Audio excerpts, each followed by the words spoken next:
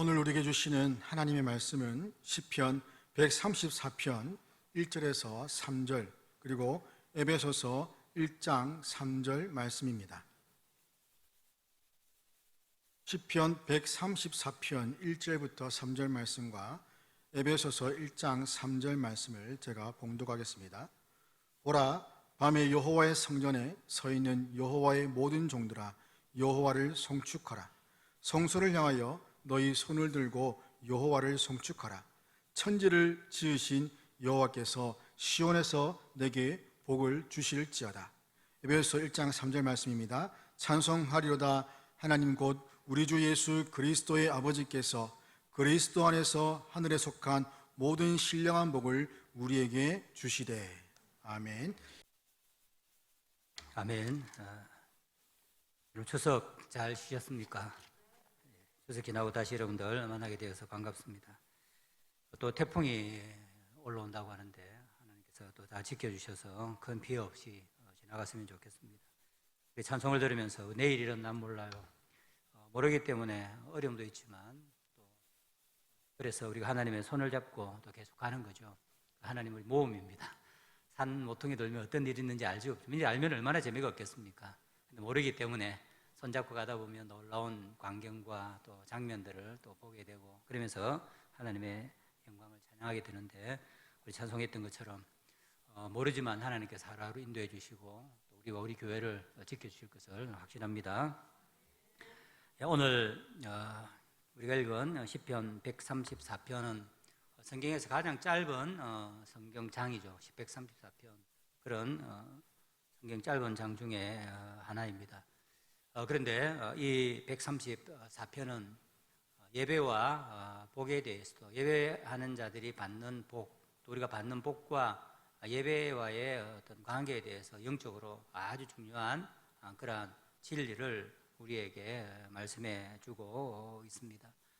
오늘 우리가 읽은 말씀해 보면 시편의 제목이 있죠. 어떤 시편들은 보면 제목이 없는 시편이 있고요. 또 어떤 시편들은 보면 제목이 있는 시편들이 있는데 오늘 우리 134편에 보면 제목이 붙어 있는데 성전에 올라가는 노래라는 그러한 제목이 붙어 있습니다. 120편부터 시작하죠. 120편 보면 성전에 올라가는 노래라고 시작해서 134편에 보면 이제 마지막 성전에 올라가는 노래라고 이렇게 나와 있습니다. 이 성전에 올라가는 노래라는 것은 우리에게 바로 구약의 교회, 구약의 하나님의 백성이 바로 예배 드릴 때에 부르던 그런 찬양이었음을 알려주죠. 찬양들만 부르는 것이 아니라 바로 예배 드리러 갈 때에 그리고 예배를 드리는 중에 또 예배를 마치고 또 집으로 돌아가면서 부르던 그러한 찬양이었습니다. 지금은 우리가 매주일 예배를 드리죠. 그런데 구약에는 매주일 예배를 드리는 것이 아니라 하나님이 세 번에 걸쳐서 모든 이스라엘 백성들을 성전으로 나와서 예루살렘으로 시온으로 나와서 예배를 드리라라고 그렇게 명령을 했습니다. 하나님이 모든 마을에 다 지금처럼 교회당을 세워주시면 얼마나 좋겠습니까? 근데 하나님은 그렇게 하지 않았죠. 왜냐하면 우상 숭배자들은 곳곳에 신전을 세우고 그랬겠지만 하나님은 한 곳 바로 성전 시온에서 온 세상을 다스리고 자기 백성을 다스리죠. 그래서 하나님이 물론 자기가 있는 곳에서도 예배를 드리지만 1년에 3차례에 걸쳐서 모든 하나님의 백성이 시온으로 성전으로 나와서 하나님께 예배를 드리라라고 그렇게 명령을 했습니다. 그래서 우리가 3대절기라고 부르죠. 처음이 6월절입니다. 3월, 4월 정도 되면 그 다음에 한 오순절, 50일이 지나고 나면 오순절 그리고 다시 가을, 9월, 10월이 되어서 모든 추수를 다 끝마치면 또 장막절 그때는 와서 천막을 치고 살았습니다. 지금처럼 잠깐 1시간 정도 예배를 드리는 거 하는 것이 아니라 그때는 오면 일주일씩, 열흘씩 모든 주의 백성들이 함께 머물면서 예배를 드렸죠. 그래서 이 넓은 지역에 사는 사람들이 예루살렘으로 이제 가려고 하면 음식도 준비하고 짐도 챙겨서 먼 거리를 이제 걸어가는 것입니다. 그래서 보면 처음에 집을 났을 때 부르는 찬송이 있고 가면서 다른 믿음의 사람들을 만나서 길을 가면서 부르는 찬송이 있고 또 성전에서 함께 예배를 드리면서 부르는 찬송이 있고 오늘 우리 134편은 마지막에 다시 집으로 돌아가기 전에 부르던 그러한 찬송이었습니다. 우리가 120편을 보면 우리 이렇게 시작을 합니다. 내가 환난 중에 여호와께 부르짖었다라고 그렇게 말씀하시면서 5절과 6절에 이렇게 말씀을 합니다. 우리 같이 한번 시편 120편 5절과 6절을 함께 읽어보겠습니다. 메섹에 머물며 게달의 장막 중에 머무는 것이 내게 화로다. 내가 화평을 미워하는 자들과 함께 오래 거주하였도다. 여기 메섹과 게달이라 하는 말은 온 세상이라는 말입니다. 메섹이라는 말은 이스라엘에서 볼 때에 서쪽이죠. 오늘날 그리스 가까운 우리 소아시아가 있는 땅이고, 그 다음에 게달이라는 것은 아라비아 쪽, 그러니까 동쪽을 이야기하는 것입니다. 그러니까 다른 한마디로 이것을 표현하면서 세상 사람들, 하나님을 알지 못하는 사람들, 그래서 온갖 평화를 모르고 불의한 사람들과 매일매일 살아가는 것이 얼마나 큰 고통인지를 지금 탄식을 하고 있는 것입니다. 바로 이스라엘 백성들은 예배에 나가기 전에 바로 하나님의 부르심을 받고 이 단식으로 시작하는 것이죠. 그 말은 뭐냐면 세상 가운데 살아가는 것이 이스라엘 백성들에게는 쉽지가 않았다는 것입니다. 특별히 포로기 이후에는 이스라엘 백성들이 온 세상이 흩어져서 살았죠. 바벨론부터 시작해서 로마에까지. 그래서 우리가 오순절날 성령 강림하실 때에 사람들이 찾아왔던 지역 이름들이 나오는 것 보면 저쪽 아라비아부터 시작해서 이란부터 시작해서 저 멀리 로마에 있는 그 모든 곳에서 이스라엘 사람들이 예루살렘으로 모여들었다 하는 것을 우리가 볼 수가 있습니다. 그런 가운데에 불신자들과 살아가는 것은 정말 고통스럽고 힘든 것이죠. 희롱하는 사람들도 있을 것이고 온갖 불의와 하나님을 모르는 사람들이 지는 죄 가운데에 믿음을 지키면서 살아가는 것이 쉽지가 않은 것이죠. 사실 우리도 매일 아침에 주일날 아침에 하나님의 부름을 받고 예배당에 나올 때에도 우리는 그런 탄식을 가지고 오는 것입니다. 이제는 바로 세상 가운데에 그 믿지 않는 사람들과 살아가다가 하나님의 부르심을 받고 이제 하나님 앞에 나아갑니다. 지금 우리가 매일 아침에 교회당으로 발걸음을 옮기면서 부르는 우리의 찬양일 수도 있습니다. 여러분들도 아마 세상 가운데 살아가는 것이 쉽지 않다는 것들을 잘 알죠. 우리 젊은 사람들은, 직장 생활하는 사람들은 보시는 그런 것들을 많이 느낄 겁니다. 저도 조순소에서 신학교 가기 전에 일을 좀 했습니다. 그리고 또 군대에서 생활도 하고요. 그때 이제 우리가 보통 때는 신학교에 다니고 하니까 성도들과 비주로 생활하니까 그런 것들을 많이 느끼지 못했는데, 바로 그럴 때에 불신 세계소에서 예수님 하나님을 믿지 않는 사람들과 살아갈 때에 그곳에서 일어나는 일들을 보고 그다음에 믿음을 지키면서 살아가는 것들이 정말 쉽지 않다는 것들을 경험을 하게 되는 것이죠. 그러다가 주일날 때 얼마나 즐거운지 모릅니다. 왜냐하면 하나님이 주시는 하나님의 부르심을 받고 이제 우리 성도들과 믿음의 성도들 앞에 나아가게 되는 것이죠. 그래서 시편 120편은 바로 그런 탄식으로 시작하는 것입니다. 내가 세상에 믿지 않는 자들과 화평을 좋아하지 않는 자들과 사는 것이 나에게 믿는 나에게 화였지만 이제 하나님이 부르신다. 그래서 시편 121편은 나아가면서 다른 하나님의 사람들을 만나서 예루살렘을 향해 가면서 우리가 잘 아는 말씀이죠. 내가 산을 향하여 눈을 들리라. 나의 도움이 어디 있을까? 예루살렘 그 시온산을 보면서 나아가는 것입니다. 그래서 다 모입니다. 엄청난 많은 사람들이 예루살렘에 모여서 하나님 앞에 예배를 드리겠죠. 그때 지금도 우리가 예배를 드릴 때 봉사은혜가 있지만 수만 명의 사람들이 함께 예배를 드릴 때에 그 장엄함, 하나님 주신 은혜가 크죠. 그래서 우리 133편은 바로 그렇게 모여서 예배 드릴 때에 하나님 주시는 은혜를 깊이 체험하면서 부르던 노래가 133편입니다. 여러분 성경에 우리 134편 읽었으니까 바로 그 앞에 나오는 저도 3절로 되어 있는데 제가 한번 읽어보겠습니다. 보라, 형제가 연합하여 동거함이 어찌 그리 선하고 아름다운고, 머리에 있는 모배로운 기름이 수염 곧 아론의 수염에 흘러서 그의 어깨까지 내림 같고, 헐모니 이슬이 시온산들의 내림 같도다. 거기서 여호와께서 복을 명하셨나니 곧 영생이로다. 이 말씀이 뭐냐 하면 바로 형제가 연합하여 동거함이, 그냥 함께 이렇게 모였다는 말이 아니죠. 바로 성전에서 함께 다 모여서 함께 하나님 앞에 예배를 드리는데 그게 얼마나 아름답고 좋은지 그 기쁨을 지금 노래하고 있는 것입니다. 그 두 기쁨은 두 개죠. 하나는 뭐냐면 대제사장 아론이 예복을 입고 그게 대제사장으로서 임직식을 할 때에 기름을 부으면 이 기름이 다 옷을 따라서 끝까지 내려가는 것이죠. 이 기름은 바로 성령을 상징을 하는 것이죠. 구약에는 아직 성령께서 오시지 않으셨기 때문에 기름 부음을 통해서 성령의 충만함을 지금 이야기하고 있는 것입니다. 그래서 이 하나님의 백성이 함께 모여서 바로 시온에서 예배를 드릴 때에 하나님께서 풍성한 성령의 충만함을 그들에게 드려주셔서 그 기쁨을 지금 아론의 머리에 기름이 부어서 그 옷깃을까지 다 수염을 타고 내려오는 것 같이 우리가 이렇게 하나님이 주시는 성령의 충만한 가운데에 은혜를 누리고 있다는 그 노래를 하는 것입니다. 그리고 이어서 또 헐몬의 이슬이 시온의 산들에 내린 것 같도다. 이 말은 뭡니까? 이스라엘의 북쪽에는 헤르몬 산이라고 높은 산이 있죠. 우리나라 백두산 정도 높은 것입니다. 이스라엘은 광야라서 비가 잘 내리지 않죠. 그런데 지중해에서 바람이 불어오면, 습기를 묻은 바람이 불어오면 높은 산에 걸려서 비는 잘 오지 않지만 아침마다 정말 생명을 주는 그 비와 같은 이슬들이 온 지면에 가득하게 됩니다. 그러면 풀들이 살아나고 꽃을 피우고 나무가 자라고 짐승들이 거기서 먹고 그 이슬이 시온의 예루살렘 이스라엘 쪽으로 쭉 내려와서 모든 들판을 촉촉히 적셔 주는 것이죠.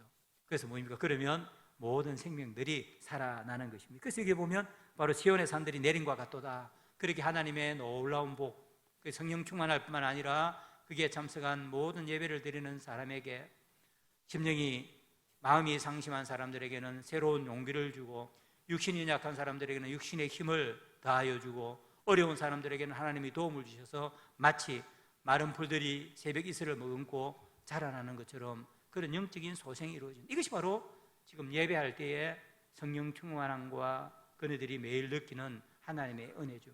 바로 그것을 지금 노래를 하는 것입니다. 우리가 함께 모일 때에 예배를 드릴 때에 하나님의 백성이 누릴 수 있는 기쁨을 노래한 것이죠. 이제 예배가 다 마쳤습니다.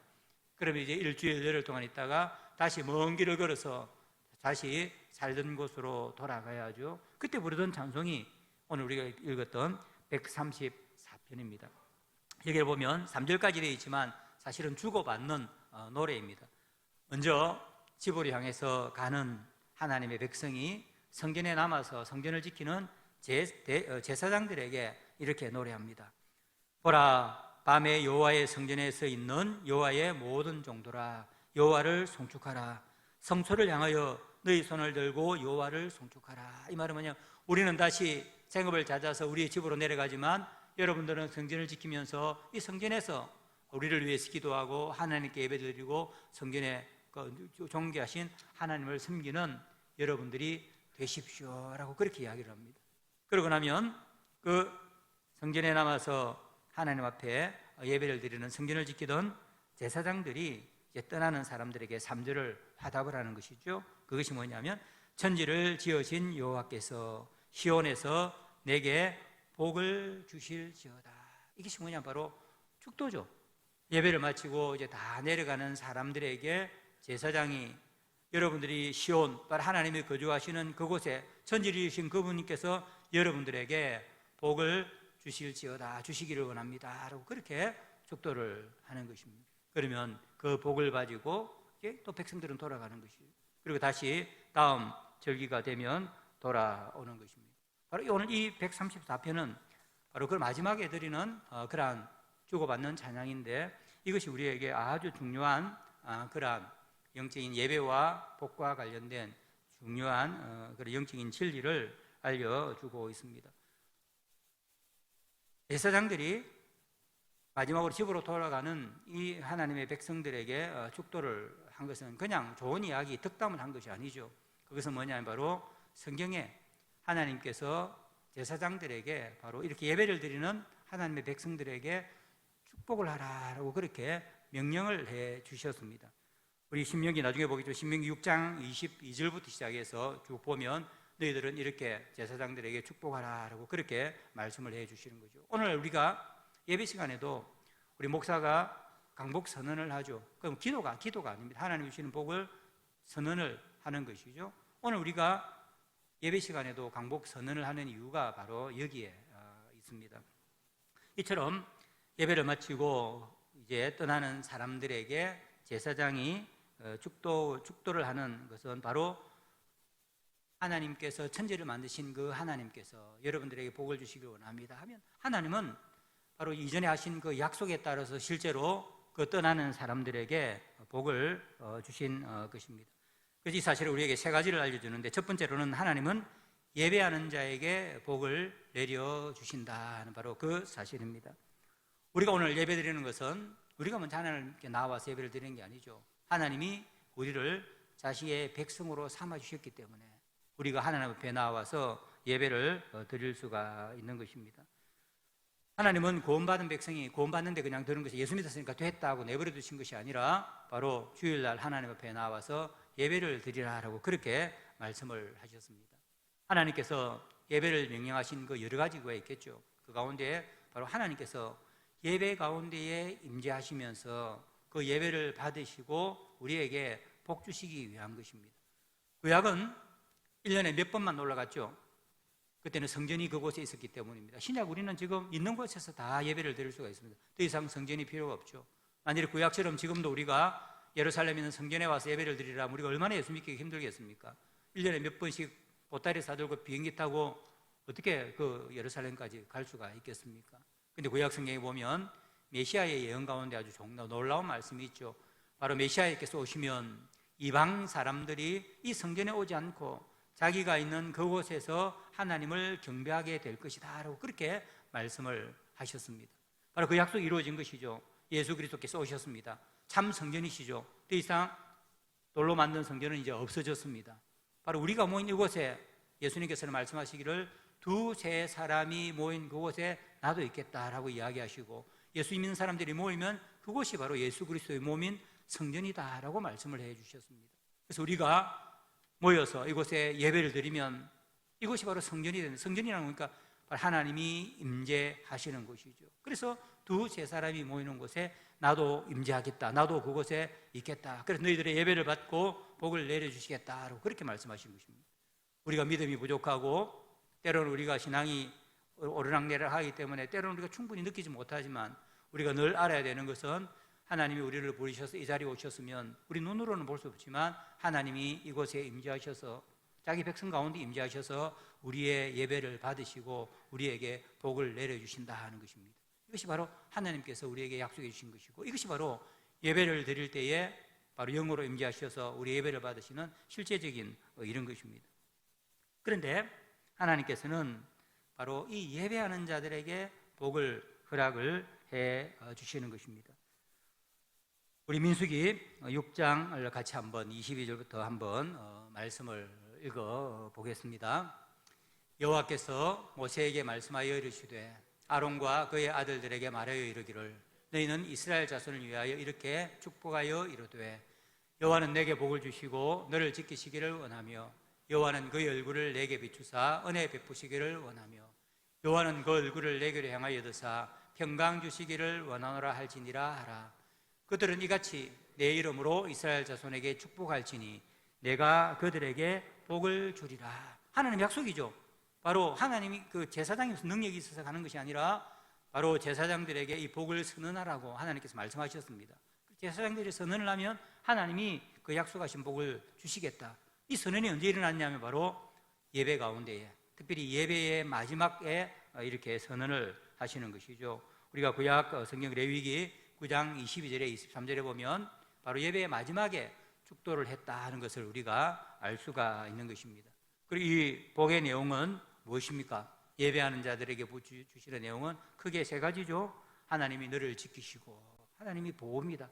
이 험한 많은 어려움과 온갖 것들이 있는 이 세상 가운데에 하나님께서 지켜주시겠다 하는 약속이고, 두 번째로는 얼굴을 비추사 은혜 베푸시고, 은혜 베푸신다는 말이 다 들리죠. 얼굴을 베푸신다는 말은 호의를 베푸는 것입니다. 얼굴을 돌리지 아니하고 예배하는 자들에게 보시면서 그들의 필요가 무엇인지를 보시고 그것을 풍성하게 채워주시겠다 하는 것이죠. 그리고 마지막으로는 뭡니까? 평강 주시기를 원하노라. 우리는 평강이라고 번역되지, 이것은 평화라는 말입니다. 샬롬이라는 말이죠. 그것은 뭐냐면 그냥 마음이 좀 평안한 상태, 이것을 의미하지는 않습니다. 그것보다 더 충만하죠. 미래의 천국에서 우리가 누려야 될 그 기쁨을 미리 내려주는 것입니다. 하나님과 화해하여서 원수된 우리 인간들이 하나님과 화해해서 하나님 앞에 예배드리고 하나님 주신 은혜를 받고, 또 서로 원수됐던 우리 사람들이 서로 화해하고 평강을 누리고 더 이상 전쟁과 갈등과 눈물이 없는 그런 하나님 주시는 평화를 말씀을 하고 있는 것입니다. 보호와 그리고 삶의 풍성함, 그리고 우리 모두가 갈망하는 평화. 이것은 뭡니까? 모든 인류가 갈망하는 것이죠. 사람들은 매일 사실은 이것을 갈망하면서 이것을 얻기 위해서 몸부림치고 나아가는 것입니다. 그래서 이것을 누가 줄 수 있습니까? 바로 천지를 창조하신 하나님 외에는 아무도 이것을 줄 수가 없는 것입니다. 우리의 생명의 근원이시고 복의 근원이시고 전지전능하신 하나님만이 이것을 내려주실 수가 있는데, 바로 하나님께서는 예배하는 자들에게 이것을 내려주시겠다라고 그렇게 말씀을 하고 있는 것입니다. 그런데 우리는 또 생각해 볼 수 있죠. 하나님이 우리가 예수님을 통해서 하나님을 믿었으면 우리가 하나님의 백성이 되었는데, 하나님은 언제든지 복을 주실 수 있는데 왜 예배할 때에 임재하시고 예배할 때에 축복 선언을 하게 하셔서 우리에게 복을 주시는가 하는 그런 생각이 들죠. 이거 집에서 기도할 때도 복 받으면 좋잖아요. 그렇게 열심히 일할 때도 복 받으면 다 주고. 그런데 하나님은 그런 데는 약속을 하지 않고 예배하는 자에게 이렇게 복을 주시겠다고 약속하셨을까? 이유가 있죠. 예배가 무엇입니까? 오늘 우리가 예배에 나왔습니다. 하나님께 예배하는 자는 하나님을 인정하는 자죠. 하나님을 경외하고 하나님 우리를 구원하셨고 하나님 우리에게 생명을 구하셨고, 오늘 우리가 성가대가 찬양한 것처럼 내일 일은 모르지만 우리의 매일의 삶을 인도하시는 생명과 모든 복의 근원이 하나님임을 알고 인정하는 사람이라야 이곳에 나와서 예배를 드리는 것입니다. 그런데 그것을 인정하지 않는 사람이 예배를 드리겠습니까? 내가 알아서 다 하는 거지. 내가 알아서 챙기면 되는 것이지. 인정하지 않는 자는 하나님 앞에 나와서 예배를 드리지 않습니다. 교만한 것이죠. 하나님은 자기를 인정하지 않는 자에게 복을 주시지 않는 것입니다. 심지어 하나님의 백성이라고 이야기하면서 예수 그리스도를 믿고 세례도 받고 하나님 은혜를 한번 누렸다고 이야기하면서 예배에 나오지 않는 그런 사람들에게 하나님께서 복을 내리겠습니까? 세례를 받고 이름은 그리스도인지를 모르지만 그 사실은 하나님을 경외하지 않는 것입니다. 하나님을 무시하는 것이요, 하나님 없이도 살 수 있다고 이야기하는 것이 예배에 나오지 않는 것입니다. 때로는 우리가 예배가 좀 지겹기도 하죠. 우리도 늘 우리 자신에 좀 문제가 있죠. 하나님은 변함없으시지만 어떤 삶에 문제가 있고 가정에 문제가 있고라고 막 예배도 오기 싫고 예배를 드리면 무슨 소용이 있나는 생각이 들기도 합니다만, 그때 믿음을 가지고 하나님 앞에 나와야 되는 것입니다. 왜냐하면 바로 하나님을 인정하고 나의 이런 모든 것들을 해결해 줄 분은 하나님이라는 것을 알고 나올 때 하나님은 그 사람들에게 복을 내려주시는 것입니다. 코로나로 인해서 참 어려움이 많죠. 특별히 우리 믿음이 연약한 사람들 교회 잘 나오지 않습니다. 또 교회에서 좀 어떻게 안 나가볼 수 있을까 교회를 엿보던 젊은 사람들, 그전에는 부모님이 오라 이야기하니까 목사님이 신방하고 이러니까 정에 걸려서 어쩔 줄 오는 사람들이 드디어 기회가 생긴 것입니다. 왜냐하면 온라인 예배라는 것이 생겨버렸죠. 해보니까 괜찮거든요. 집에서 누워서 이불 안에서 그냥 옷도 챙겨 입지 않고 누워서 예배를 그야말로 온라인을 통해서 보는 것이죠. 그래도 뭐 괜찮은 것 같으니까, 그래도 안 나가도 되는 것 같으니까 점점 예배에 나오지 않는 그러한 사람들이 있습니다. 정말로 염려스러운 것이죠. 그것은 예배가 아니죠. 누워서 예배를 보는 것이요, 설교 듣는다고 예배 다 끝난 것 아니죠. 사람들은 착각, 설교를 듣는 건 예배가 아닙니다. 그야말로 설교를 듣는 것이죠. 나와서 하나님 앞에 온전히 함께 찬양하고 기도하고 신앙을 고백하고 우리가 헌금을 가지고 우리가 하나님 앞에 온전히 내어드리고 하나님이 주시는 축도를 통해서 복을 받고 성도들이 교제가 이루어져야 두 사람이 모인 그곳에 하나님 임재야 온전하게 예배가 드려지는 것입니다. 그래서 하나님은 다른 방법을 통해서도 충분히 복을 주실 수 있지만 특별히 예배에 나오는 자들, 그 사람들에게 복을 선언해서 그 복을 받게 해 주시는 것입니다. 그리고 사랑하는 성도 여러분, 예배를 등한시하면 안 됩니다. 오늘 온라인으로 혹시 교회에서 예배를 드리는 분이 있으면 여러분 그렇게 하지 마십시오. 꼼짝도 못해서 움직일 수 없으면 어쩔 수 없지만 움직일 수만 있다면 함께 나와 하나님께 예배를 드립시오. 그때 하나님은 예배하는 가운데 임재하시면서 오늘 이 약속하신 이 놀라운 복을 우리에게 허락해 주시는 것입니다. 두 번째로 오늘 이 말씀이 우리에게 가르쳐 주는 것은 바로 복을 받아야, 하나님께서 예배하는 자에게 복을 내려주시는데 그리고 예배를 통해서 복을 받아야만 다시 하나님 앞에 예배를 드릴 수 있다는 바로 그 사실입니다. 오늘 우리 1절과 2절에 보면 이렇게 성전에 있는 여호와의 모든 종들아 여호와를 송축하라 하는 말이 있고 3절에 보면 시온에서 내게 복을 주실지어다. 우리나라는 말은 다른 말이죠. 송축하라라는 말과 복이라는 말은 전혀 다른 말 같습니다. 그런데 히브리어를 보면 구약 성경 보면 똑같은 말입니다. 바락이라는 말입니다. 바락. 그러니까 보라 여호와의 성전에서 있는 여호와의 모든 종들아 여호와를 바락하라라고 그렇게 이야기하며 제사장들은 가는 사람들에게 하나님께서 여호와께서 시온에서 내게 바락을 주실 것이다. 똑같은 말이 하나님이 우리에게 주실 때는 복이라고 이야기하고 똑같은 걸 우리가 하나님 앞에 드릴 때는 뭐라고 합니까? 송축 예배라고 이야기를 합니다. 이상하죠? 똑같은 것인데 같은 말인데 하나님 우리에게 주실 때는 복이라고 이야기하고 우리가 하나님 앞에 드릴 때는 그것을 예배, 송축이라고 이야기합니다. 구약만 그런 것이 아닙니다. 신약도 마찬가지죠. 오늘 우리가 신약 에베소 1장 3절을 읽었는데 다시 한번 1장 3절을 우리가 한번 읽어보도록 하겠습니다. 에베소 1장 3절 한번 읽어보겠습니다. 찬송하리로다 하나님 곧 우리 주 예수 그리스도의 아버지께서 그리스도 안에서 하늘에 속한 모든 신령한 복을 우리에게 주시되 여기도 보면 찬송과 복이라 하는 말이 똑같이 나오죠. 이 찬송과 복도 똑같은 말입니다. 이번에 헬라어로 해서 율로기아라는 말이 똑같은 말인데 바로 그것도 사도 바울은 율로기아를 찬송하리로라 하는 말 쓰고 하나님 우리에게 신령한 율로기아를 주셨다고 그렇게 말씀을 합니다. 어려운 건 아닙니다. 그래서 뭐냐 바로 하나님이 우리에게 주실 때 그것을 복이라고 부르고 우리가 받은 복을 가지고 하나님 앞에 감사하면서 다시 드릴 때에 그것을 뭐라고 부르느냐면 경배, 송영, 예배라고 부르는 것입니다. 이것이 우리에게 가르쳐 주신 무엇입니까? 하나님이 주시는 바락, 율로기아 그것을 예배를 통해서 받은 사람이라야만이 그걸 가지고 다시 하나님 앞에 드릴 수가 있는 것이죠. 하나님께 받지도 않는 우리가 뭘 하나님 앞에 드릴 수가 있겠습니까? 우상 숭배자는 그렇게 할 줄 모릅니다. 그러나 성경이 우리에게 가르쳐 주시는 것은 예배를 통해서 하나님이 내려주시는 그 놀라운 신령한 복을 받아야만이 그걸 가지고 다시 우리가 하나님 앞에 나와서 예배를 드릴 수가 있다는 것입니다. 그러면 하나님은 이상하죠? 자기가 주신 것을 가지고 우리가 다시 나와서 드리면 하나님 또 그것을 기쁘게 받으면서 또 더 큰 것을 내려주는 것입니다. 그래서 예배라는 것은 끊임없이 하나님 우리에게 복을 주시면 그 복을 받아서 우리는 밖으로 나갑니다. 그래서 오늘 앞에서 이야기했던 하나님 우리를 보호해 주시고 생업을 풍성하게 주시고 평강을 주시는 것이죠. 그 풍성한 소산을 가지고 다시 우리가 주일날 모여서 하나님 주신 그 복을 가지고 우리가 풍성하게 살고 그 받은 복을 다시금 하나님 앞에 감사하며 올려드립니다. 그것이 예배입니다.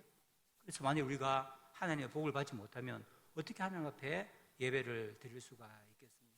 지금 시편 134편은 우리에게 바로 그것을 가르쳐 주고 있는 것입니다. 그래서 우리가 예배를 잘 드리지 않으면 한두 번 예배 빠지면 당장은 문제가 없는 것처럼 보이죠. 그러나 점점 신앙이 약해집니다. 그리고 점점 신앙이 떨어지게 되어지는 것이죠. 받은 복이 없으면 결국에는 풍성한 삶을 누리지도 못하고 다시금 하나님 앞에 나와서 예배를 드리지도 못하는 거예요. 그리고 믿음에서 떠나게 되어지고 하나님의 백성이 하나님 있다라고 이야기하면서 영적으로 바싹 마른 상태에서 마른 가지처럼 살아가게 되는 이유가 뭐냐면 예배를 통해서 하나님 주시는 복을 받지 못했는데 뭘 가지고 도대체 하나님 앞에 나와서 예배를 드릴 수가 있다는 말입니다. 그래서 여러분들에게 말하는 것입니다. 하나님은 예수님께서 말씀하시냐게 하나님께서는 신령과 진정으로 예배하는 자를 찾으신다라고 이야기를 하는 것입니다.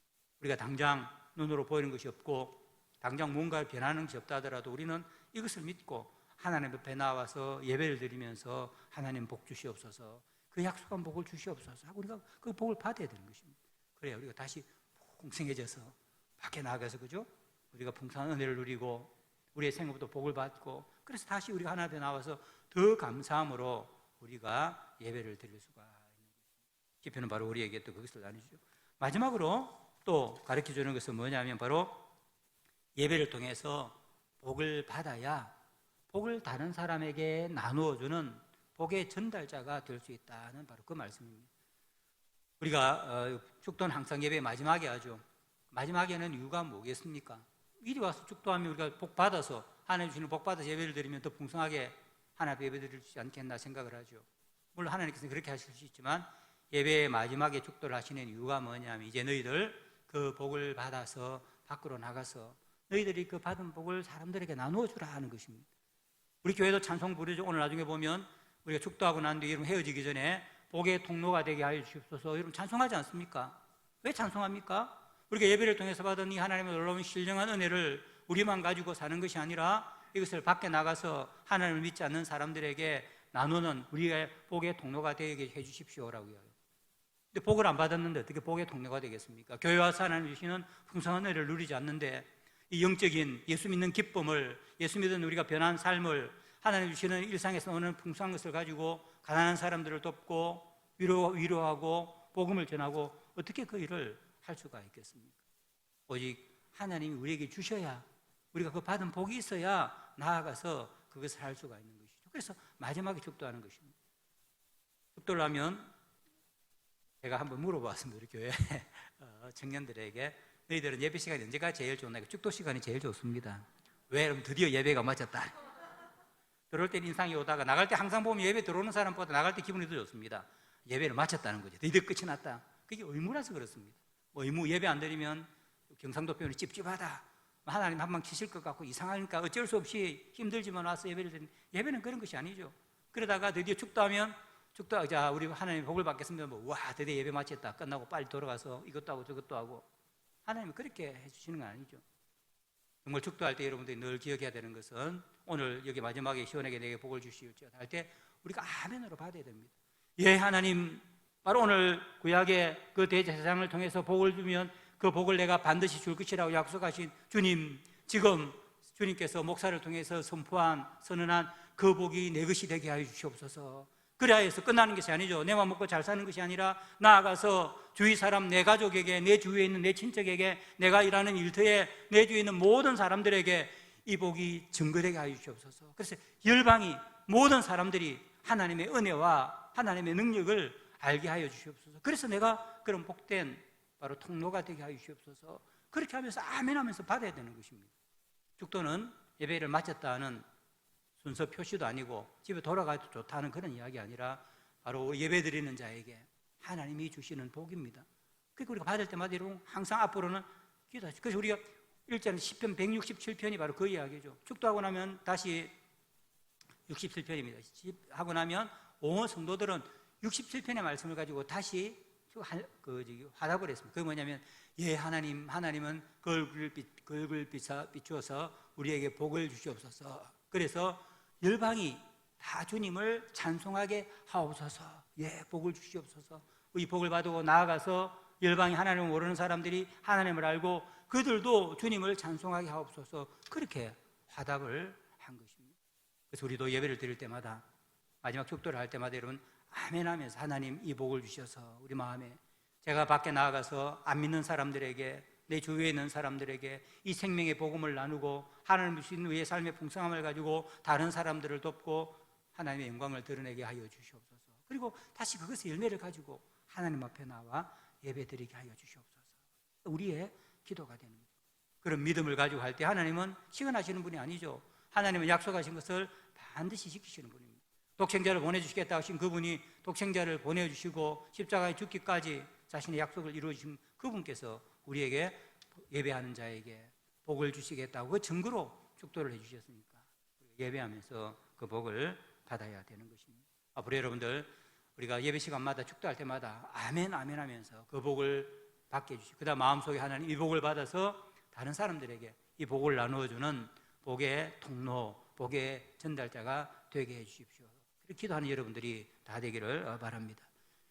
오늘 우리 교회가 여러분 잘 읽지 않았지만 신대원 주일로 지킵니다. 우리 주보에 보면 우리 교회가 지원하는 기관 중에 고려신학대학원이라고 있죠. 우리 신학교입니다. 제가 오늘 이 복을 이야기하면서 우리 신학대학원을 위해서 기도해 달라고 부탁을 드리는 이유가 있습니다. 근데 예배가 우리가 드려져야 되는데 예배가 잘 드리지 않으면 어떻게 되겠습니까? 이 복이 제대로 전파되어지지 못하죠. 지금 일본은 우리보다 훨씬 더 복음을 빨리 받아들였습니다. 근데 일본에는 목사가 없습니다. 10교회, 20교회마다 목사가 한 명밖에 없어요. 은퇴도 못합니다.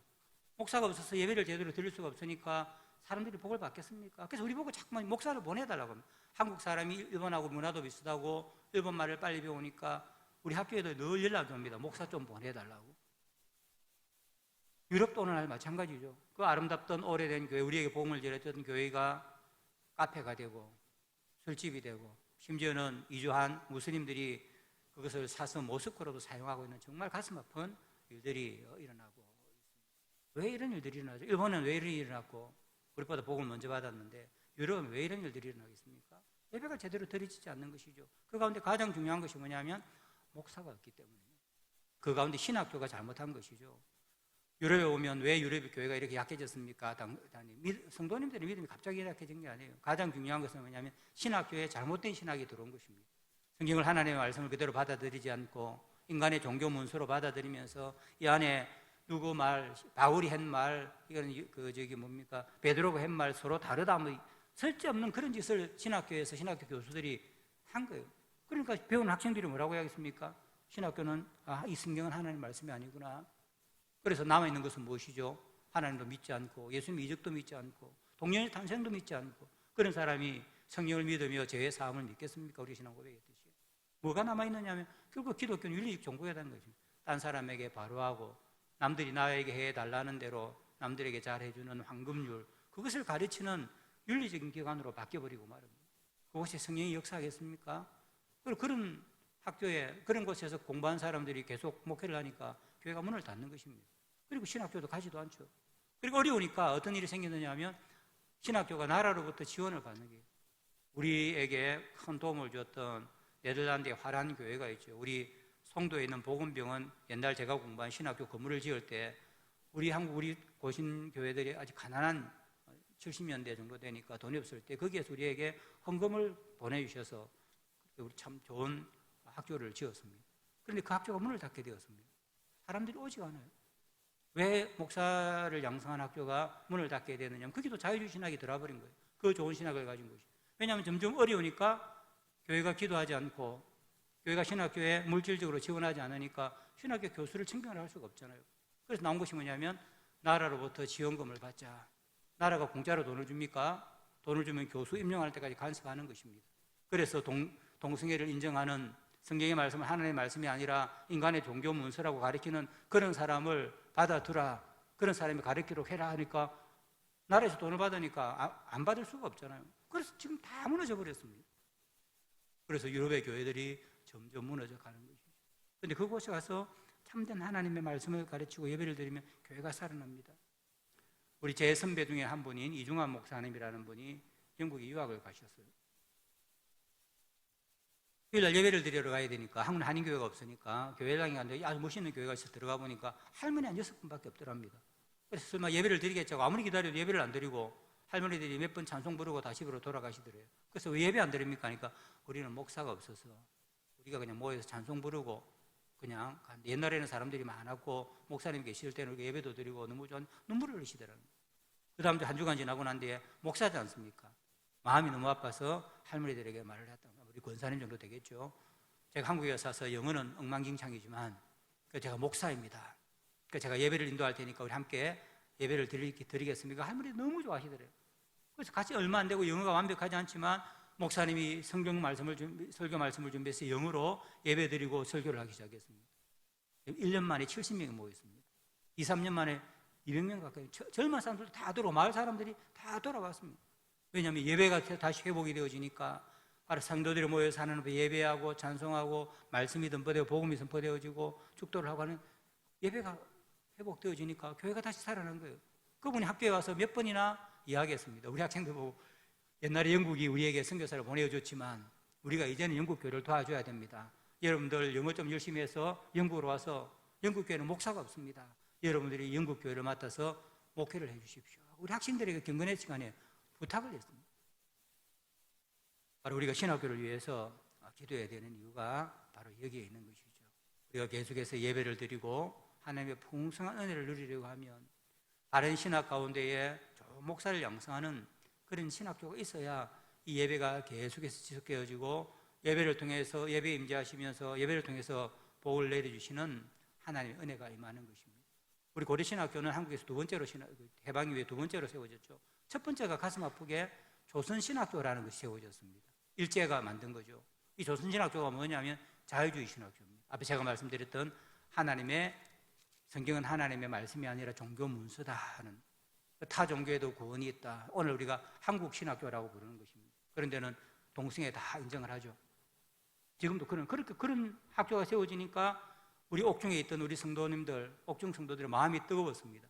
핍박도 받고 신사참배도 문제지만 지금 자유주의 신학교가 세워져서 교회를 다 엉망진창으로 만들고 거기에서 교육받은 목사들이 나오면 한국 교회가 어떻게 될까? 그래서 나와서 부산에서 세운 학교가 고려신학교입니다. 단지 신사참배의 회개뿐만 아니라 바로 하나님의 말씀을 참된 하나님의 말씀으로 믿고 하나님의 말씀을 바로 가르치는 목회자가 양성되어야 바로 한국 교회가 살 수 있고 우리 민족이 복을 받는다 하는 그 확신이 있었기 때문에 결국에는 우리가 한국이 이 좋은 교회들이 세워지게 된 것은 우리 신앙의 선배들의 헌신이 있었기 때문인 것입니다. 이처럼 오늘 성경에서 보여준 것처럼 예배와 복은 분리될 수가 없는 것입니다. 예배가 있어야 복이 있고 하나님은 예배하는 자들에게 복을 이렇게 주시는 것입니다. 이제 말씀을 정리하겠습니다. 하나님은 예수 그리스도의 십자가의 은혜로 우리를 구원해 주셨습니다. 거기에서 끝나는 것이 아니라 우리를 예배의 자리로 부르셨습니다. 그래서 매주일 나와서 하나님 앞에 예배하도록 하신 것이죠. 하나님이 뭔가 굶주려서 다른 우상들처럼 피에 어떤 재물에 욕심이 많아서 우리를 부르신 것이 아닙니다.